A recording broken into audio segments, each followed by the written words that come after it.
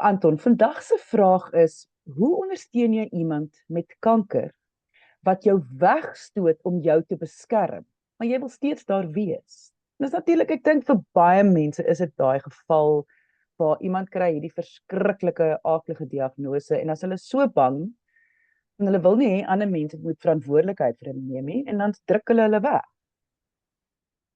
Ja, ek dink dis amper, ek wil dit noem 'n paradoks van beskerming. Jy wil graag iemand beskerm, ondersteun as hulle hierdie moeilike diagnose kry. En dis die diagnose wat ek persoonlik self ken, want ek was deur my eie kanker journey gewees.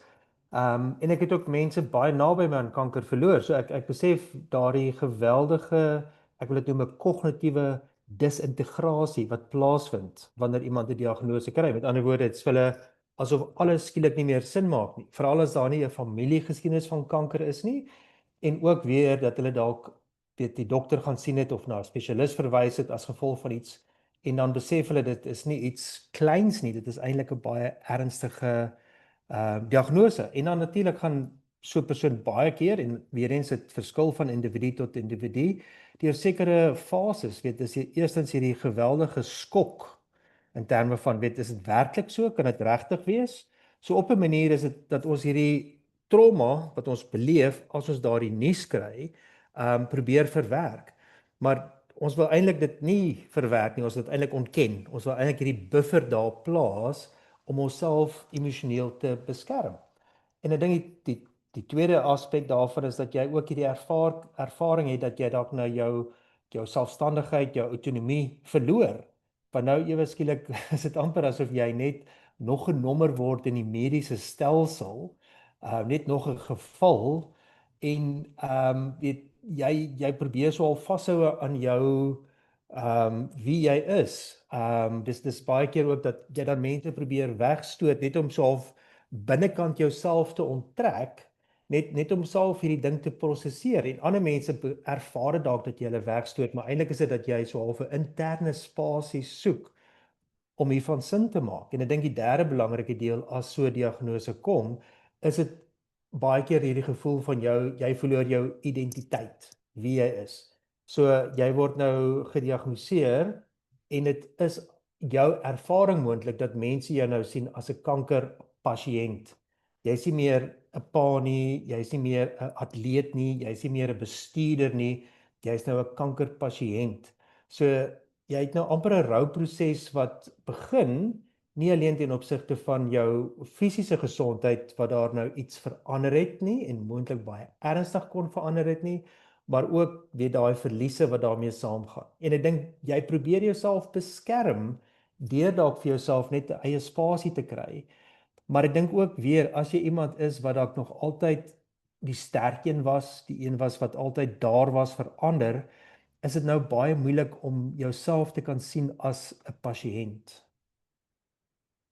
Dit voel vir my wel, mens wil tog ook respek toon vir iemand wat nou hierdie rouproses aanvanklik moet deurgaan. So mens wil ook so half vir iemand die spasie gee, maar terselfdertyd lees en weet ons ook oral dat ondersteuning is goud werd. So kom ons praat oor daai ondersteuning voor ons nou verduidelik hoe gaan jy dit op iemand afdwing, wil ek amper sê.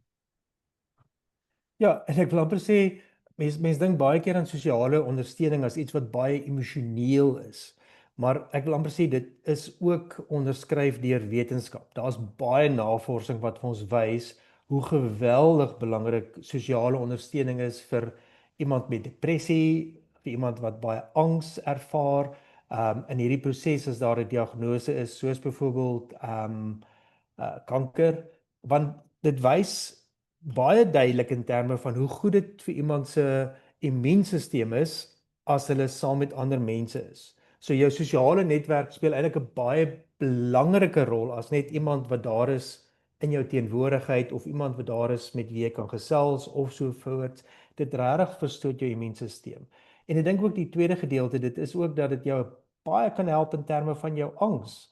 Weet, as jy net vir iemand kan vertel waardeur jy gaan of net vir iemand kan vertel dis regtig 'n slegte dag en dat jy bang is vir wat voorlê.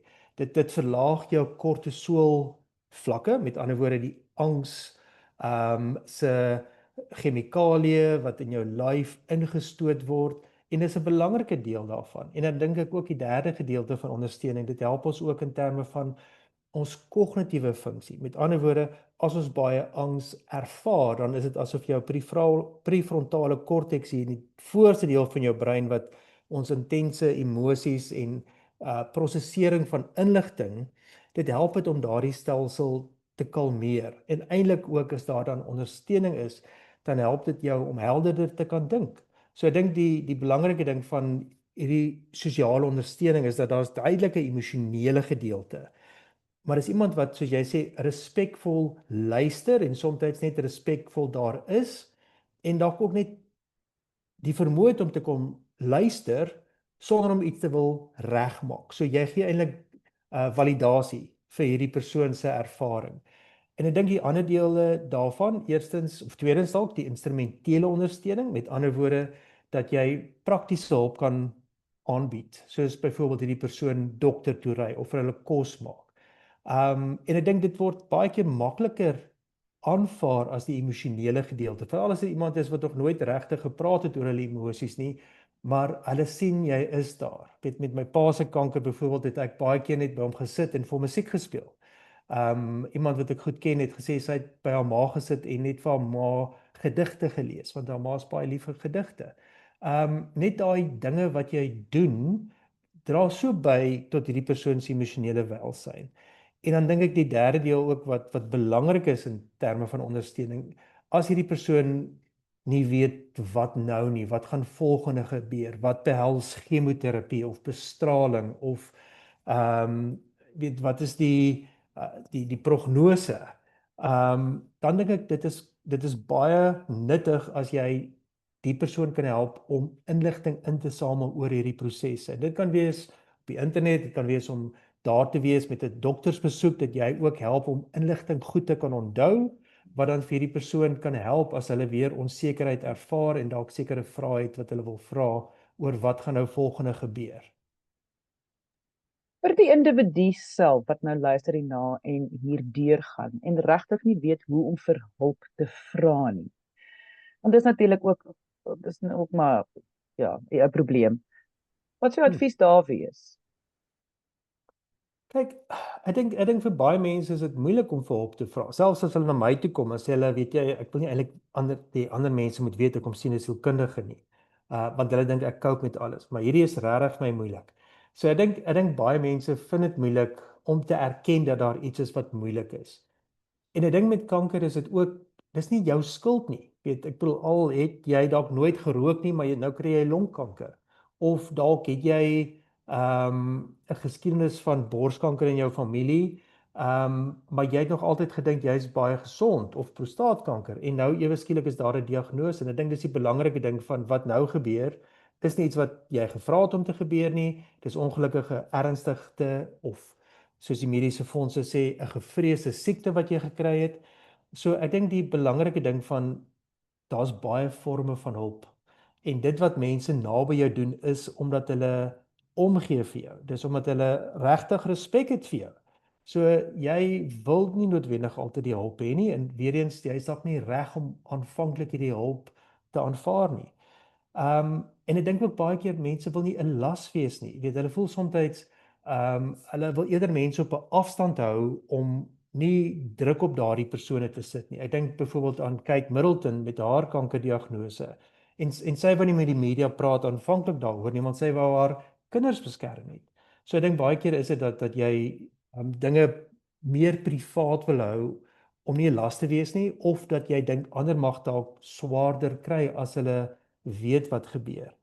En ek dink ook die ander ding wat ons moet besef, ons praat baie keer in sielkunde oor antisiperende rou. Met ander woorde, dis 'n rouproses wat begin waar iemand hulle self dalk al reeds emosioneel losmaak van ander mense voordat daar 'n sekere eindpunt is. En ek dink daardie antisiperende rou proses wat plaasvind, weet daar's baie dinge wat deur jy gaan in terme van weet baie tipiese goede soos jy byvoorbeeld probeer negotiate. Jy probeer jy raak soms kwaad, jy raak soms hartseer. En ek dink in daardie proses is dit iets wat jy as individu deurgaan en almal besef nie noodwendig wat jy deurgaan nie. So weer eens is daar hierdie buffer wat baie keer dan afstand skep tussen jou en jou geliefdes rondom jou wat graag daar wil wees vir jou. Maar ongelukkig die impak van hierdie buffer wat jy dan skep en mense dalk onbewuslik wegstoot, is dat dit meer angs vir jouself skep asook meer spanning vir die mense rondom jou. Ek die tyd het ons ingehaal, maar ek wil nou hier op net by die laaste punt. Mens wil nou nie iemand forceer vir hulp nie, maar mens mag saggies vra of net sê dat ek sal dit en dit doen en so, ek sal vir jou die pasgoed gaan was en vir jou die skorrelgoed kry en sulke goeders. So mens sê begin met sulke klein goedjies. Moenie probeer om die hele enorme sambreel oop te slaan en nou gaan ons alles saam doen nie. Ek dink ek wil baie graag aansluit by daai idee van 'n sambreel want ek dink vir my is ondersteuning juis dat jy daar is vir die persoon in die middel van hierdie storm. Maar die belangrikheid is eintlik om saam met hulle in die reën te staan en vir hierdie persoon te sê, weet jy wat, ek het 'n sambreel. As jy die sambreel nodig het, sê my, dan maak ek die sambreel oop. Maar weet jy, ek weet dit is moeilik, so as jy iets nodig het, vra my. Ek sal intussen hierdie en hierdie doen. So eintlik om vir daardie persoon die keuse te gee, vir hulle te bemagtig.